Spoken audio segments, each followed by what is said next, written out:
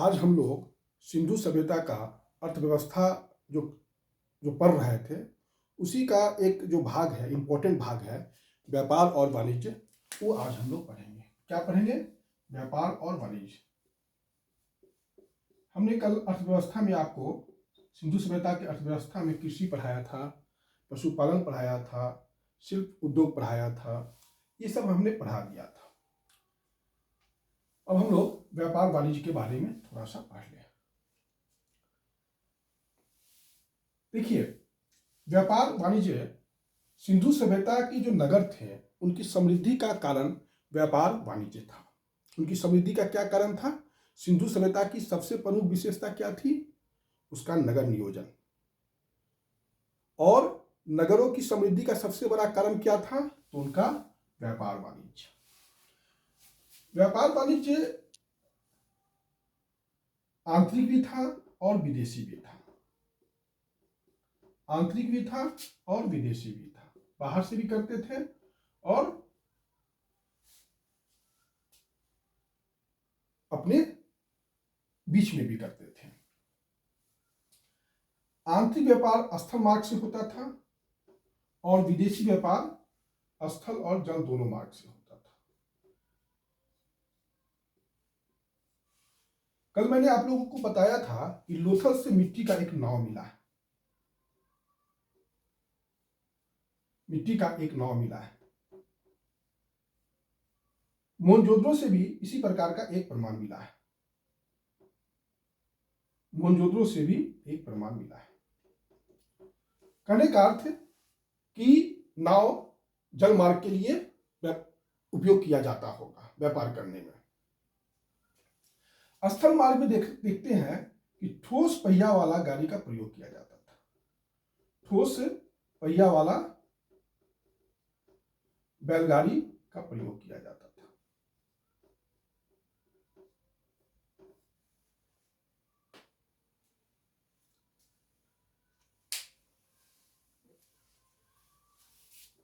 देखिए, इसका जो इंपॉर्टेंट बात है सिंधु सभ्यता का व्यापार में, वह भी विदेशी व्यापार।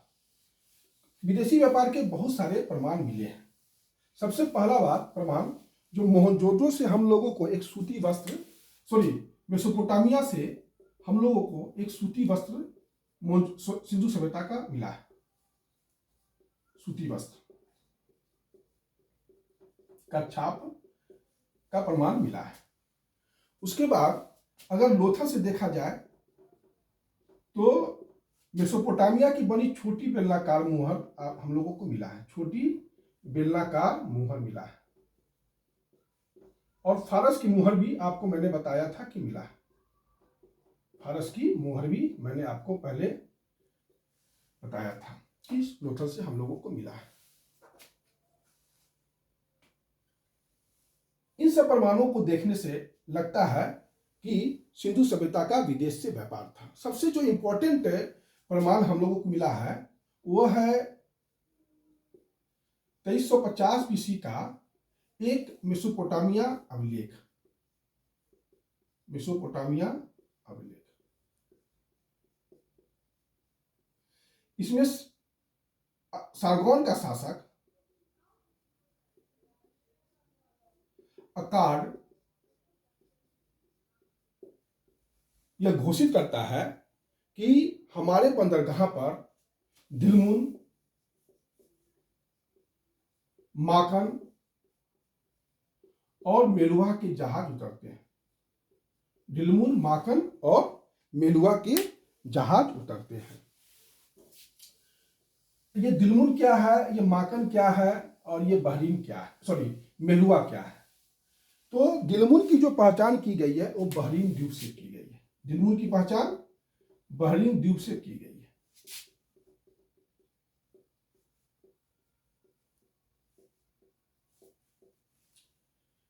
माकन की पहचान बलूचिस्तान या ओमान से की गई है। ओमान से भी है यहाँ पर आपको, लेकिन मैक्सिमम बलूचिस्तान ही मिलता है। और मेलुआ की पहचान सिंधु सभ्यता से की गई।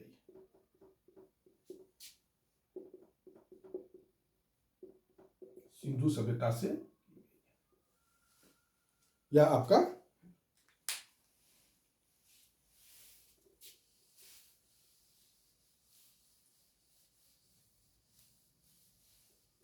सिंधु सभ्यता के लोग जो निर्यात करते थे वह सब सुनिए। निर्यात की क्या क्या इनकी वस्तु थी? तो लाजवर्द मणि, मनका, मुहर, खाद्य पदार्थ, इमारती लकड़ी, आभूषण,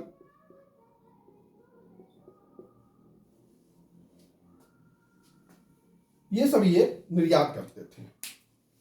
आयात क्या करते थे यह भी जान लीजिए। आयात की क्या वस्तु थी?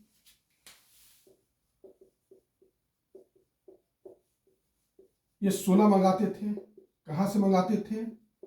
अफगानिस्तान, सॉरी, कर्नाटक का कोलार खान। आज भी सोना यहीं से आता है। कोलार कहाँ है? मैसूर में, कर्नाटक के। चांदी कहां से मंगवाते थे? अफगानिस्तान, ईरान, राजस्थान में जावर खान है। राजस्थान में क्या है? जावर खान है, वहां से भी आता था। और माइंस है। और अजमेर से भी चांदी आता था।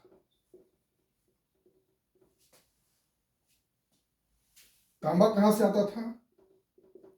राजस्थान का खेतरी खान से आता था। राजस्थान का खेतरी खान से आता था तांबा। क्योंकि ये लोग कांसा बनाते थे तो टीन की जरूरत थी। तो टीन कहां से आता था? तो टीन आता था आपको छत्तीसगढ़ के बस्तर से, उसके बाद आपको झारखंड के हजारीबाग से और अफगानिस्तान से। इन सब जगहों से टीन आता था। शंख और कौड़ी कहां से आता था? कोरिया जिसको कहते हैं, यह आता था आपका सौराष्ट्र से और दक्षिण भारत से।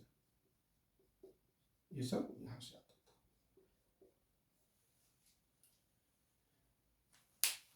यह है निर्यात की, आयात की वस्तु।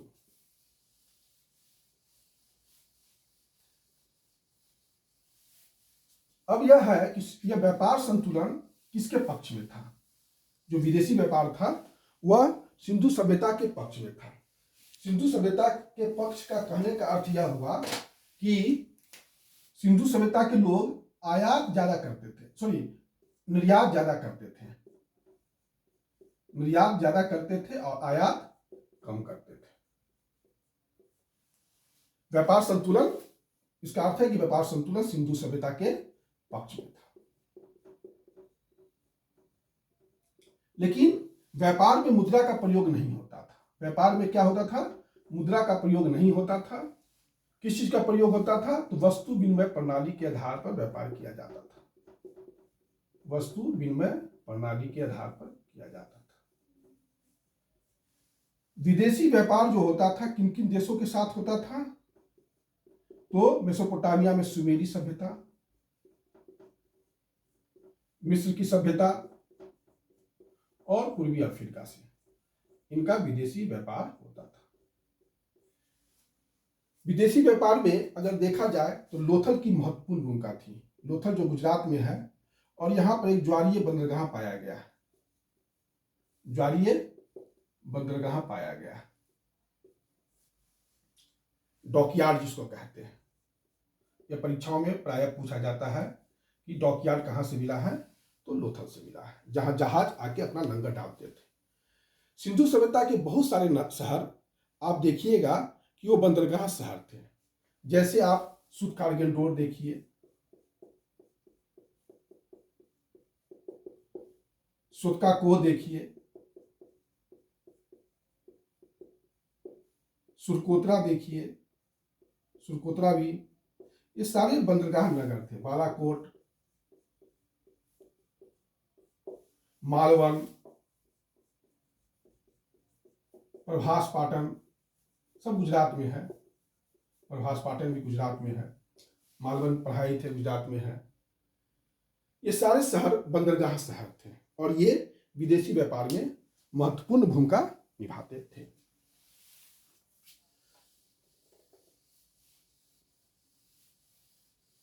व्यापारी या शिल्पी अपनी वस्तुओं की पहचान के लिए मुहर का प्रयोग करते थे। व्यापारी और शिल्पी वस्तुओं की पहचान के लिए किस चीज का प्रयोग करते थे? मुहर का प्रयोग करते थे। मुहर क्या है मैंने कल बताया ही था आपको। और वस्तु का गांठ जहां होता था उस पर ये लोग छापा लगाते थे। मुहरबंदी का साक्ष्य हम लोगों को कहां से मिला है? लोथल से मिला है।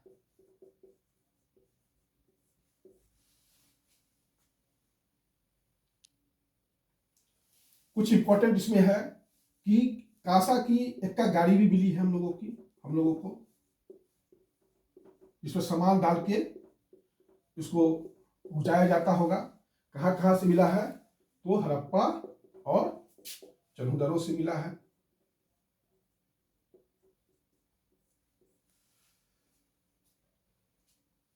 मैंने कुछ देर पहले चर्चा किया था बहरीन को कभी उगते हुए सूरज का देश भी कहा जाता है। उगते हुए सूरज का देश भी कहा जाता है।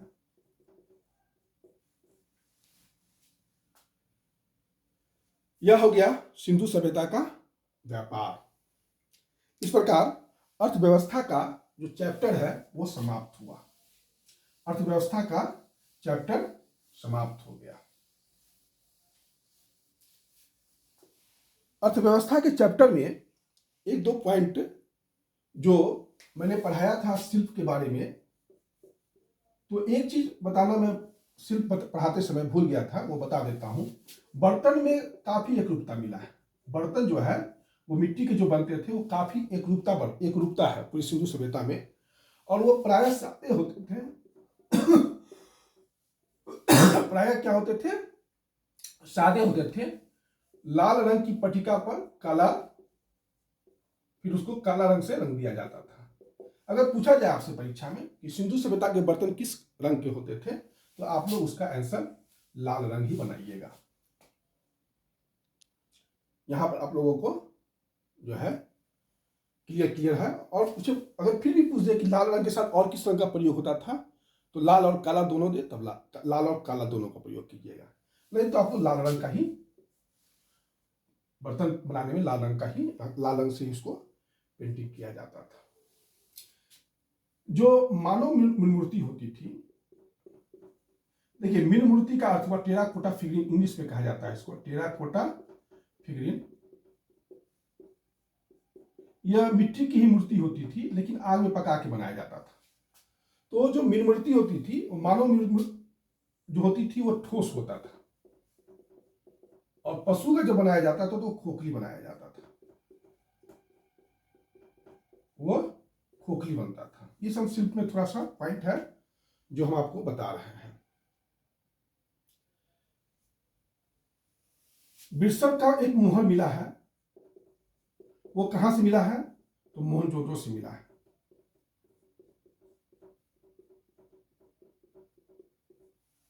बिरसर का मुहर जो है वो मोहनजोदड़ो, बिरसर बैल को कहा जाता है, कुबर वाला साड़ी जिसको कहते हैं, ये मोहनजोदड़ो से ही मिला है हम लोगों को। और कालीबंगा और मोहनजोदड़ो से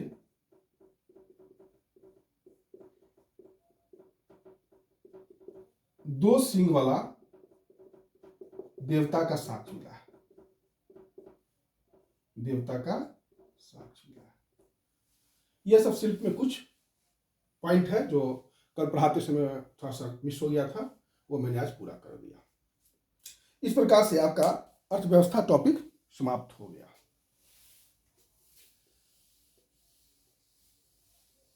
अर्थव्यवस्था के बाद सिंधु सभ्यता का पतन, जो सबसे अंतिम टॉपिक है, वह है सिंधु सभ्यता का पतन। और पतन के बाद जो संस्कृतियां भारत में पनपी फली उसके बारे में थोड़ा सा संक्षिप्त अध्ययन।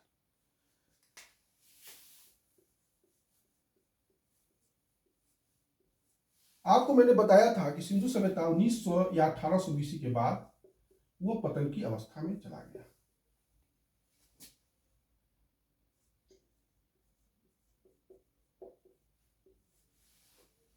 यह है इसकी नागरिकोत्तर अवस्था।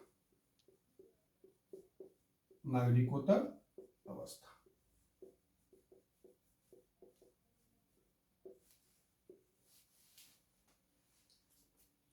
देखिए, पहले सिंधु सभ्यता को 3 भाग में, हम लोग जब पहला क्लास आपसे ले रहे थे सिंधु सभ्यता का, तो हम आपको बताए थे कि सिंधु सभ्यता को 3 भाग में बांटा गया है। प्राक सिंधु या हड़प्पा सभ्यता, उसके बाद विकसित हड़प्पा सभ्यता, और लास्ट में उप सिंधु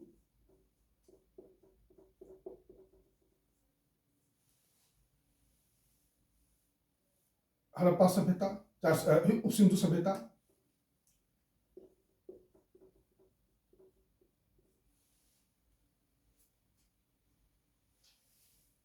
लेकिन ये जो तीनों नाम है यह गलत नाम है। एक पाकिस्तान के इतिहासकार हैं, उनका नाम है रफीक मुगल। रफीक मुगल, इन्होंने काफी काम किया है हड़प्पा सभ्यता पर। इन्होंने कहा है हड़प्पा सभ्यता के उद्गम के लिए घग्गर और हाकरा नदी पर काफी इनका शोध है। इन्होंने कहा कि हम आखिर प्राक के विकसित और निम्न सिंधु सभ्यता क्यों बोलते हैं, क्योंकि इससे तो 3 अलग अलग चरणों का बोध होता है। यह तो एक ही सभ्यता के 3 अलग अलग 3 चरण थे। 3 अलग अलग चरण नहीं थे, एक ही सभ्यता के 3 चरण थे। उन्होंने इसका नाम बहुत सही नाम दिया रफीक मुगल ने, और यह नामकरण उनका सही है। उन्होंने कहा कि पहला फेज था आद्य हड़प्पा, आद्य हड़प्पा, फिर आया हड़प्पा काल, और फिर आया पतनशील हड़प्पा।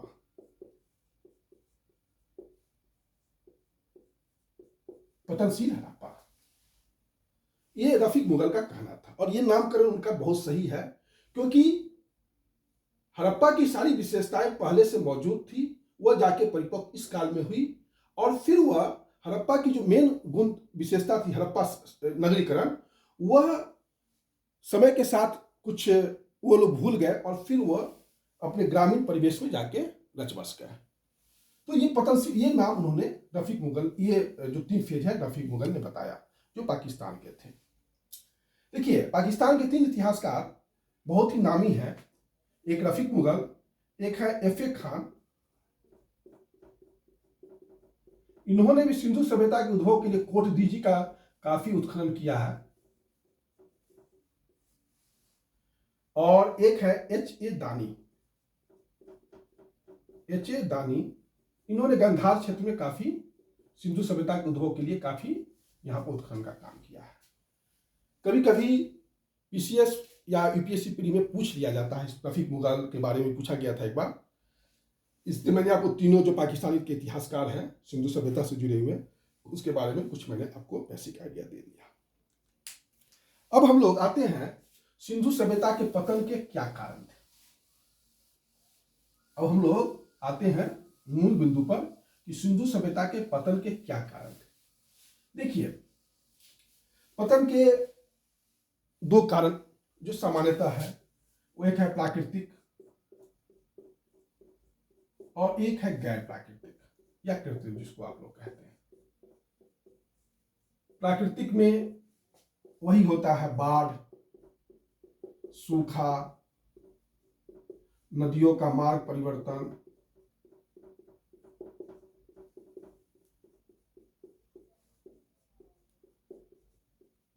मलेरिया, भूकंप, जैसे कालीबंगा से मिला है प्रमाण भूकंप का, जल पल्लावन,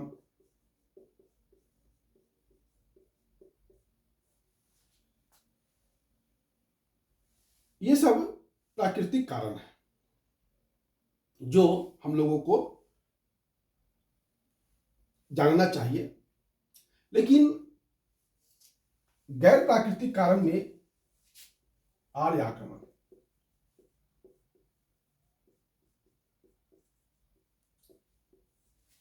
एक हमारे 1940-45 के आसपास दशक में भारतीय पुरातत्व के महानिदेशक थे मॉर्टिमर व्हीलर।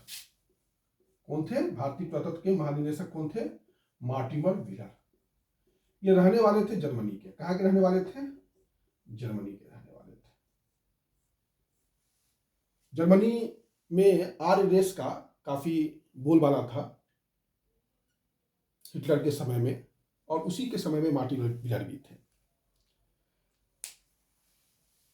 मॉर्टिमर व्हीलर भारतीय पुरातत्व के महानिदेशक बनने से पहले दक्षिणी पूर्वी एशिया में, जो उस समय द्वितीय विश्व युद्ध चल रहा था, वर्ल्ड वार चल रहा था, उसमें भी उन्होंने सेनापति का काम किया था।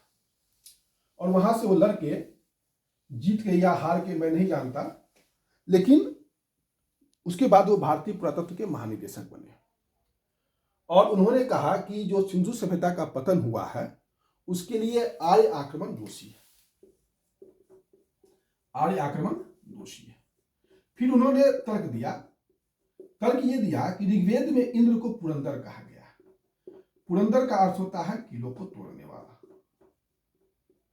किलो को तोड़ने वाला। हरिप्पिया शब्द का प्रयोग आया है और इसका अर्थ उन्होंने लगाया कि हड़प्पा से।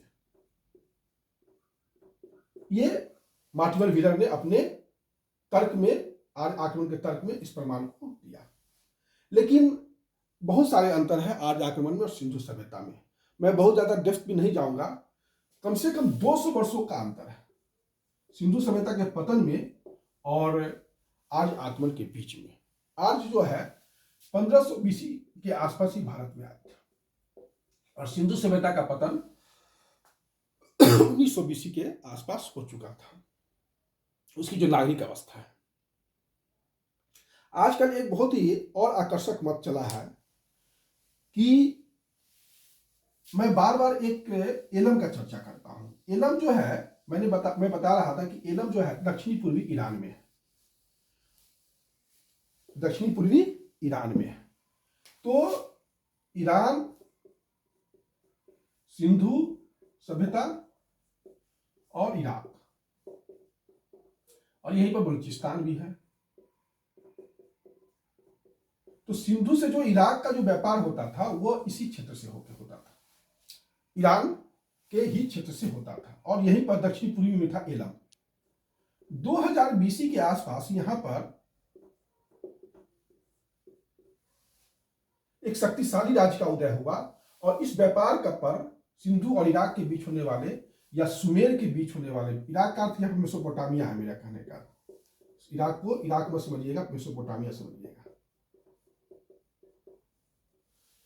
तो इस व्यापार पर व्यवधान पड़ा। खासकर मैंने अभी कुछ देर पहले लाफिस लाउजडी का चर्चा किया था, जिसको हिंदी में लाजवर्द मनी कहा जाता है। यह व्यापार इसी क्षेत्र से होकर इराक की होता था, एलम से ही वो इराक की ओर जाता था सिंधु सभ्यता से। इस व्यापार पर प्रतिकूल प्रभाव पड़ा और इससे जुड़े शिल्प बेरोजगार हो गए। फिर कांसा जो ईरान से आता था, अफगानिस्तान और ईरान से जो टीन आता था, उस पर भी प्रतिकूल प्रभाव पड़ा। तो कांसा के भी जो शिल्पी थे वो लोग भी बेकार हो गए। मिट्टी का अति दोहन होने से फसल जो उर्वरता है मिट्टी की वो कम हो गया और अब उपज कम मिलने लगा, अब उपज कम मिलने लगा। ये भी आज का एक मत उभर रहा है। लेकिन चूंकि हमारा क्लास प्रारंभिक परीक्षा को ध्यान में रखते हुए है, जो आईएएस और पीसीएस के जो प्रारंभिक परीक्षा है, तो यहाँ पर बहुत ज़्यादा हम डेप्थ में नहीं जा रहे हैं, या वैकल्पिक विषय में जब हम लोग पढ़ेंगे तो काफ़ी डेप्थ से इसका अध्ययन करेंगे।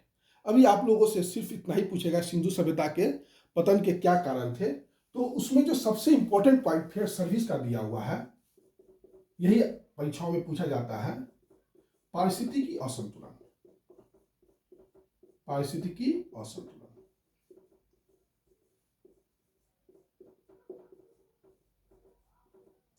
पारिस्थितिकी असंतुलन, यही आपसे पूछा जाएगा। कभी कभी पूछ सकता है कि मार्शल ने सिंधु सभ्यता के पतन का क्या कारण बताया, तो उसका कारण बताया बाढ़। यही है आपका सिंधु सभ्यता का पतन। उम्मीद है कि यह आप लोगों को समझ में आया होगा। अगर कोई दिक्कत है तो आप कमेंट बॉक्स में जरूर कमेंट कीजिए। आपका कमेंट हमें एक डायरेक्शन देगा और हम और भी जो है चीज़ों को और भी अच्छा ढंग से प्रस्तुत करने का कोशिश करेंगे, लेकिन आप लोग कमेंट किया कीजिए। उसके बाद जो सिंधु सभ्यता का पतन हो गया, तो देखिए सिंधु सभ्यता का जो पतन हुआ, तो इसका अर्थ यह मत समझिएगा कि संपूर्ण सिंधु सभ्यता का ही पतन हो गया। उसके शहरी जीवन का पतन हुआ, उसके ग्रामीण जीवन का पतन नहीं हुआ। ग्रामीण जीवन का पतन नहीं हुआ। ग्रामीण जीवन जैसे था वैसे ही रहा। शहर के लोग गांव में आ गए और उन्होंने सिंधु सभ्यता के विचार को क्रियान्वित रखा और फिर से जो कांस्ययुगीन सभ्यता थी, फिर से भारत में ताम्रपाषाण काल शुरुआत हो गया। मैंने आपको ताम्रपाषाण काल कैलकुलेथी के पढ़ाते समय बताया था कि यह सिंधु सभ्यता से बड़ी भी है, समकालीन भी है और छोटी है। फिर से भारत में ताम्रपाषाण काल शुरू हो गया। मैं ताम्रपाषाण काल पढ़ा चुका हूं, इसलिए यहां पर बहुत ज्यादा मैं आपको डेप्थ में नहीं ले जाऊंगा, लेकिन कुछ चीज मैं बता देता हूं कि जैसे हड़प्पा में कब्रिस्तान एक संस्कृति आ गया। ये सब थोड़ा सा इंपॉर्टेंट पॉइंट है जो आपको दिमाग माइंड में होना चाहिए, परीक्षाओं में पूछ सकता है। चन्हू क्षेत्र में झूकर संस्कृति आया और फिर झांगर संस्कृति आया। चन्हू दो जगह है, झूकर जगह का नाम है, झांगर जगह का नाम है। वहां दो संस्कृति आ गई, झूकर और फिर झांगर आया। चन्हू जो है मैं बताया था सिंध में है, सिंधु नदी के किनारे है और सिंध के नवाबशाह जिला में है। सिंध के किस जिला में है? नवाबशाह जिला में। ये मैं बताया था, अगर नहीं बताया हूं तो फिर से मैं आपको बता देता हूं। झूकर और झांगर संस्कृति। मध्य प्रदेश में एक जगह है गुंगेरिया। मध्य प्रदेश में एक जगह है गुंगेरिया। मध्य प्रदेश में जो गुंगेरिया जगह है, वहां से हम लोगों को काफी तांबा का औजार मिला है। लगभग 424 तांबा का औजार है और 102 जो है चांदी का औजार मिला है। ये परीक्षाओं में कभी कभी पूछ सकता है कि सबसे ज्यादा तांबा का ढेर कहां से मिला है, तो मध्य प्रदेश के गुंगेरिया से मिला है। यह है आपका सिंधु सभ्यता के पतन के बाद जो ताम्रपाषाण काल की जो कुछ इंपॉर्टेंट है, जो आपसे परीक्षाओं में पूछा जा सकता है, वो मैं बता दिया। बाकी मैं ताम्रपाषाण काल के बारे में पहले आपको बता चुका हूं। एक है ओसीपी कल्चर। यह आपको गंगा यमुना द्वार में यह पल्लवित हुई। इसको गेरुवर्णी मृदुभांड भी कहते हैं, गेरुवर्णी मृदुभांड भी कहते हैं। और यह हस्तिनापुर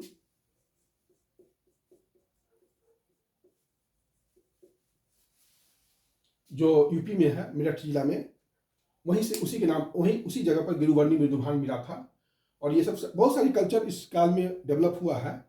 उतना आपको ब्रीफ पॉइंट ऑफ व्यू से जरूरत नहीं है, और जो जरूरत है वो मैं बता दिया। यहीं पर एक इंपॉर्टेंट संस्कृति आएगा, जैसे चमकीला लाल मृदुभांड संस्कृति भी है जो गुजरात में आया या नवदा टोली में आया। बारा संस्कृति भी है।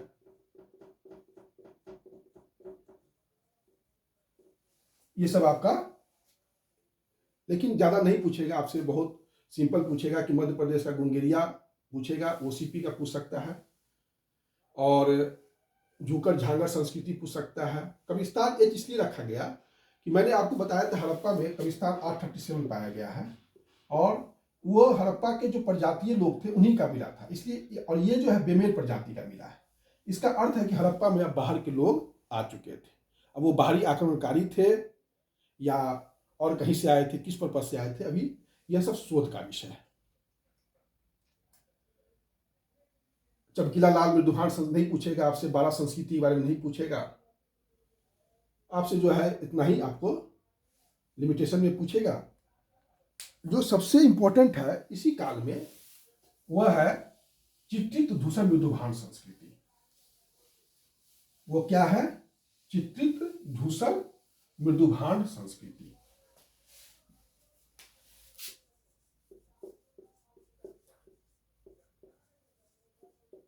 धूसर मृदुभान संस्कृति। इसी संस्कृति के साथ जो है हमारा सिंधु सभ्यता का पतन होता है और वैदिक काल का शुरुआत होती है। जब हम लोग वैदिक काल पढ़ेंगे तो इसी मृदुभान के साथ हम लोग अपना क्लास शुरू करेंगे कल। आज इतना ही। उम्मीद है कि आप लोगों को सिंधु सभ्यता का ये लेक्चर पसंद आया होगा। आप लोग कमेंट बॉक्स में खुलकर कमेंट किया कीजिए। इससे हमें मार्गदर्शी कुछ सिद्धांत बिंदु मिलेंगे और मैं उसको तहे दिल से स्वीकार करते हुए आपकी आलोचनाओं को दिल की गहराइयों में समाते हुए और फिर से मैं कर्म करने के लिए दुगना उत्साह मुझे मिलेगा और मैं उम्मीद है कि और भी मैं लेक्चर को अच्छा बना पाऊंगा। धन्यवाद।